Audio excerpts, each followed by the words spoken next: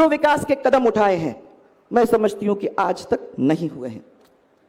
इस अवसर पर मैं उनका फिर से स्वागत करूंगी और साथ में हमारे महाराजा सूरजमल जी को याद करते हुए सबसे पहले उनको प्रणाम करूंगी। उन्होंने विदेशी आक्रमणकारी जो थे उनको भगाया मैंने अपने इस भूमि से, और आगे चल के इस भरतपुर से हमारी सबकी यही आशा है कि जिस तरीके से उन्होंने हमको रास्ता दिखाया था, उसी रास्ते पर हम लोग सब चलकर उन लोगों ने जिनने इस राजस्थान का बिगाड़ा किया है, जिन लोगों ने इस राजस्थान को फिर से मट्टी में मिलाने का काम किया है, इस राजस्थान को, जिस राजस्थान को उनको आगे ले जाने की जरूरत थी, यहां अत्याचार महिलाओं के साथ, दलित के साथ जो उन लोगों ने किया है, उनको याद करते हुए यहां से संकल्पित होकर हम लोग जाएंगे। यही मैं आज यहां विश्वास करना चाहती हूं। कुछ दिन पहले भाइयों, एक कंसल्टिंग फर्म था जिसका नाम है मॉर्निंग कंसल्ट। इसने अभी अभी कुछ ग्लोबल लीडर्स के अप्रूवल रेटिंग्स निकाले हैं। उसमें उन्होंने माननीय हमारे प्रधानमंत्री जी नरेंद्र मोदी को दुनिया के अंदर सबसे लोकप्रिय नेता, माने उसमें सबसे लोकप्रिय नेता माना गया है। उन्होंने बताया हम सबको, और ये हम सब के लिए एक बहुत बड़े गर्व की बात है। इस मौके पर यह हमारे लिए बड़ी गौरव की बात है भाई साहब कि आदरणीय प्रधानमंत्री जी के प्रयासों से अयोध्या के अंदर जो बहुत बड़ा राम मंदिर का निर्माण इतने सालों के बाद हो रहा है, उसमें हमारे ब्रज क्षेत्र का, मैं हमारा कहती हूं क्योंकि इस क्षेत्र से हम भी हैं, हम लोग सब यहां से हैं, तो इसलिए मैं कहती हूं कि हमारे इस ब्रज क्षेत्र का भी एक बहुत बड़ा योगदान है। हमारे यहां का लाल पत्थर जो जा रहा है, उस लाल पत्थर से राम मंदिर का काम हो रहा है।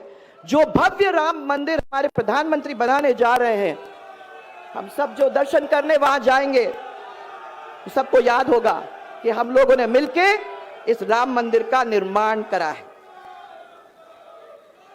माननीय गृह मंत्री जी, हमारे इस क्षेत्र के अंदर बारिश बहुत कम होती है, पानी की बहुत मुसीबत है, और हमारे जो जमीन का जल है वो गिरते जा रहा है।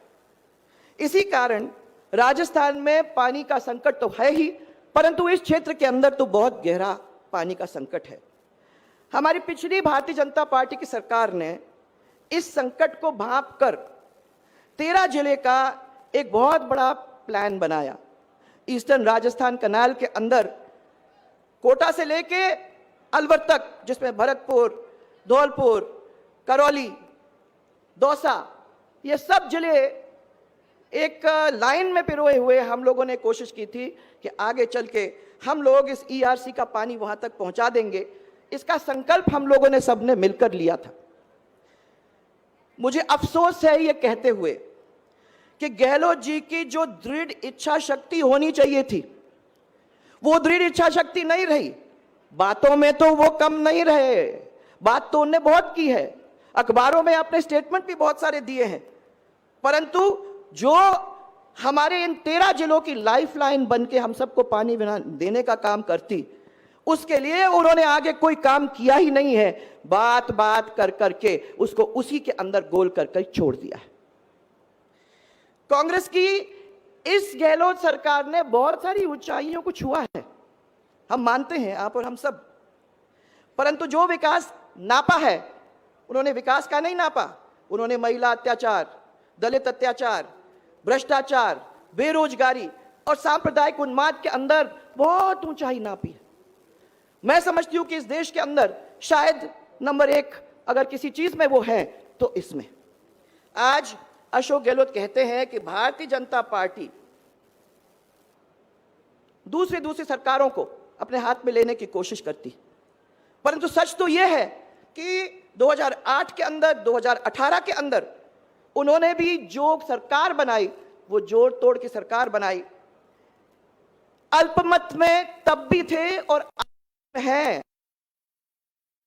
खिलाफ हैं, और उनके मंत्री रोज कुछ बात के दंगे, यहां बहुत सारे लोग बैठे होंगे करौली के दंगे, करौली का कितना खौफनाक था, याद है, लोग उसमें से गुजरे।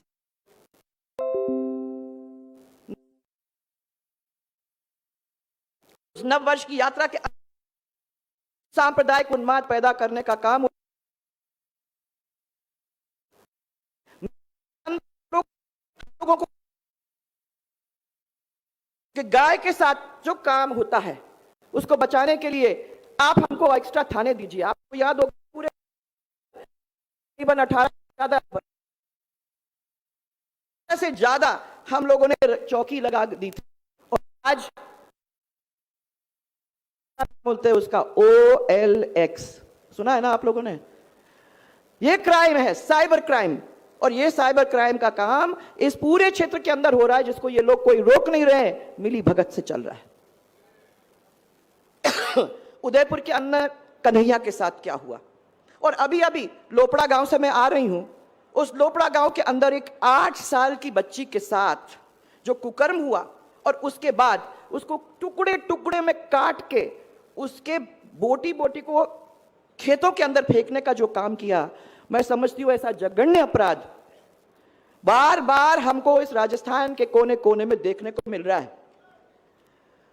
आपको याद होगा कि हम लोगों ने अपने समय में यह कानून बदला था, और हमने यह तय कर दिया था कि 12 साल के जो बच्चियां हैं वो से लेकर नीचे, उनके लिए कानून बनाया कि किसी ने भी इनके साथ कोई कुकर्म किया या छेड़छाड़ की तो उन लोगों को जितने जल्दी हम कर सकते थे कि सजा देने का काम हम करेंगे।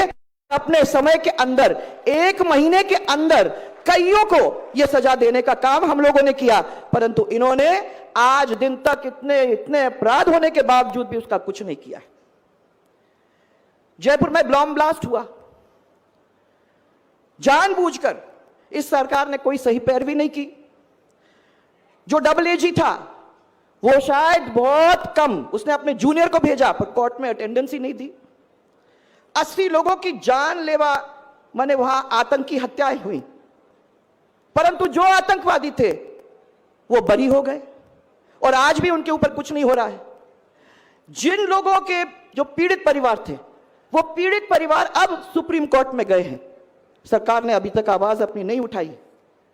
अच्छी पैरवी हम लोगों ने की थी अपने समय के अंदर, इसलिए आपको याद होगा कि निचले कोर्ट के अंदर उनको, उन आतंकियों को फांसी की सजा सुना दी गई थी, परंतु इन्होंने अभी तक नहीं किया है। उस समय मुझे याद है ताराचंद जी की बेटी, ताराचंद जी की हत्या हो गई थी, परंतु ताराचंद जी की बेटी की जब शादी हुई थी तो हम सब भारतीय जनता पार्टी के लोग सुहाग के सब गहने कपड़े लेके उनकी शादी में गए थे, और आज भी भारतीय जनता के लोग उन परिवारों के अंदर जहां जरूरत नहीं है का काम कर रहे हैं, परंतु इस उनको कोई मदद नहीं हो रही। कांग्रेस 30 लाख युवाओं को बेरोजगार भत्ता देने का काम किया, 3% से भी ज्यादा उनको अभी तक नहीं मिला है।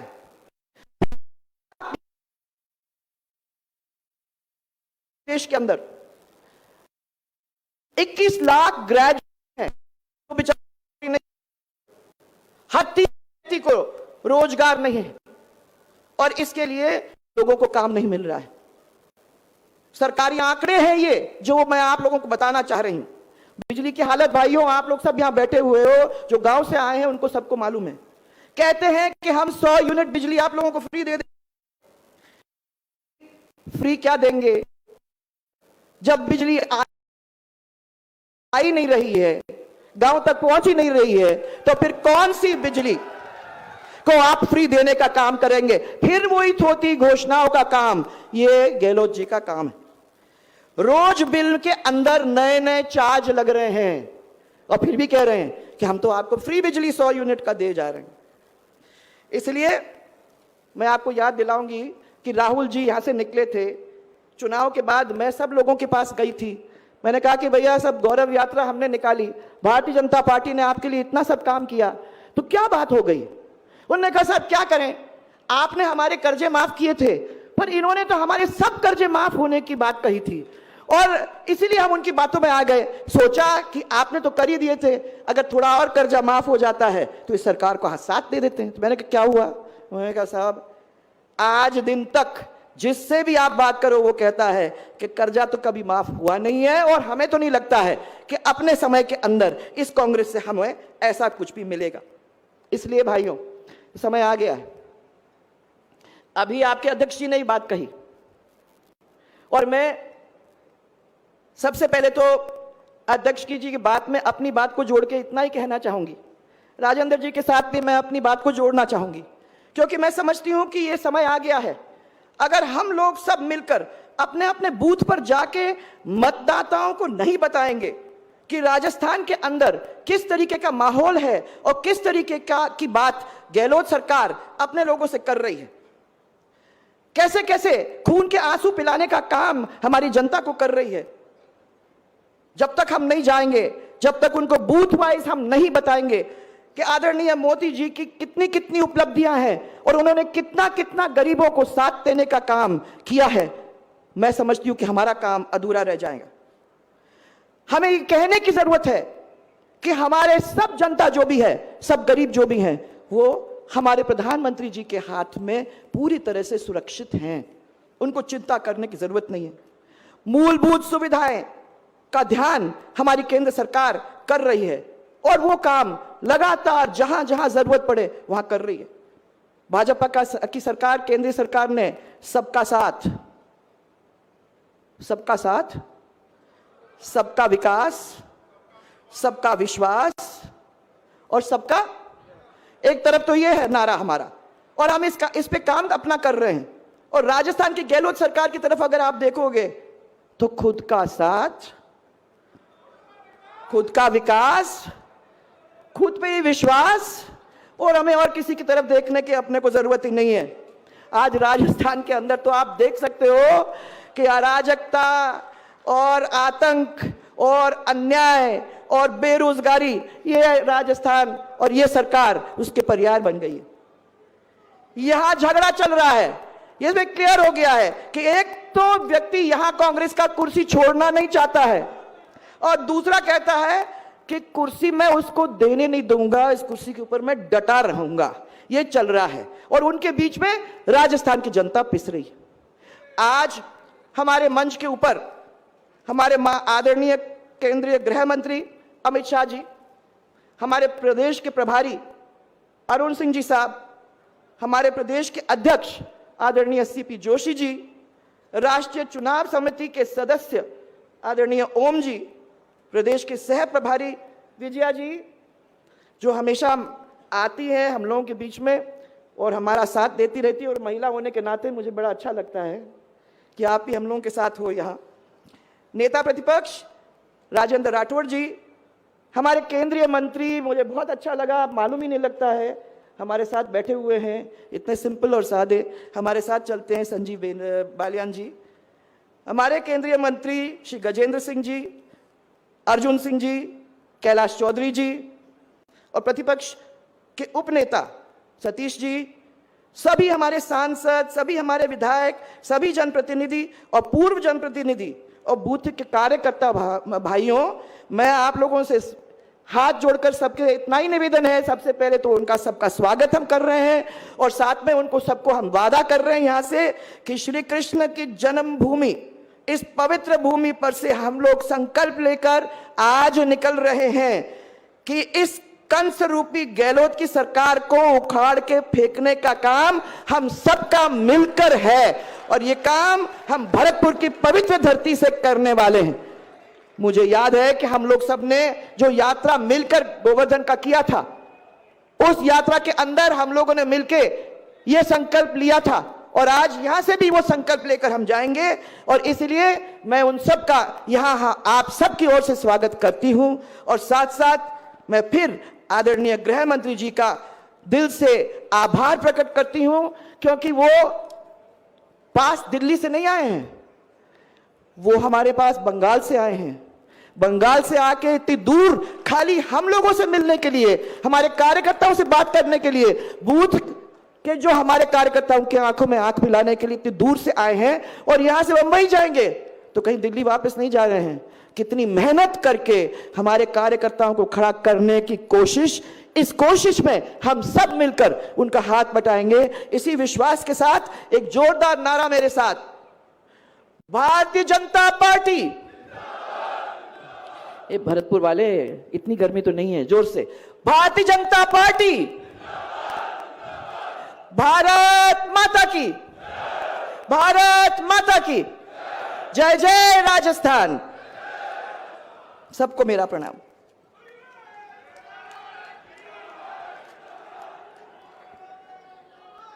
भारत माता की। अब हम जिनको सुनने के लिए यहां बूथ से आए हैं, ऐसे सब कार्यकर्ताओं के बीच में माननीय गृह मंत्री जी बोले, उससे पहले मैं निवेदन करूंगा। एक बात मुझे स्मृति में आती है कि जब आप बूथ सम्मेलन में पधारे तब आपने कहा था कि कार्यकर्ताओं से मिलने के लिए मैं आया हूं। आज भी बैठक छोड़